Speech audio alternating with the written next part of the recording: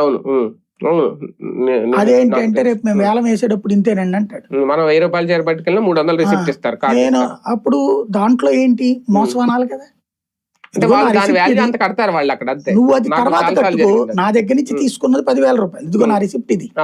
నువ్వు 10,000కి నాకు ఇచ్చి తర్వాత వేలం వేసినప్పుడు 3,000 వచ్చిందని చెప్పది, అది నీ పర్సనల్. కానీ దాన్ని కొమ్ముకోవడం అంటే ఇదిగో నా 10,000 చీరకి 3,000 లెక్క కట్టాడంటే 7,000 నొక్కేశాడు అంటావా? ఇట్లలో అయ్యే ఉంటాయి సమస్య. ఎక్కడెందుకు మీరు ప్రతి ఇవ్వలేదు కదా. ఇప్పుడు నేను మొన్న ఇచ్చానండి లాస్ట్ ట్రిప్.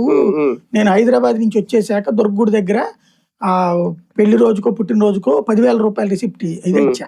నా రిసిప్ట్ ఇచ్చారు, కానీ నాకు ఈ రోజు వరకు అవి రావు. అదే నేను ద్వారకా తిరుమల దగ్గర నుంచి వస్తాయి నాకు, ఇంకో గుడి దగ్గర నుంచి వస్తాయి నాకు. నేను వెళ్ళిన చోట ఏ గుడికి వెళ్ళినా ఆ ఏడాది అన్నదానంలో అది ఇస్తాను. అయితే రిసిప్ట్లు రావట్లేదు. ఇది నేను దుర్వినియోగం అయిందనాలా? నేను అక్కడ నేను తెలుసు నేను ఎవడో, కానీ నాకు ఇచ్చారు కూడా రిసిప్ట్.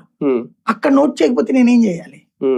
ఇది ఆ చైర్మన్ అనాలా, లేకపోతే ముఖ్యమంత్రిని అంటామా, దేవాదాయ శాఖ మంత్రిని అంటామా? రిసిప్ట్ ఇస్తే లెక్కల్లో ఉంటాయి, రిసిప్ట్ లేకపోతే ఇంకా పక్కకి దాంట్లో కౌంట్ అవ్వాలి. అదే ఇప్పుడు రిసిప్ట్ వేరేది రాసేయకూడదు. ఇప్పుడు మొన్న బిల్లులు ఇక్కడ ఇదేది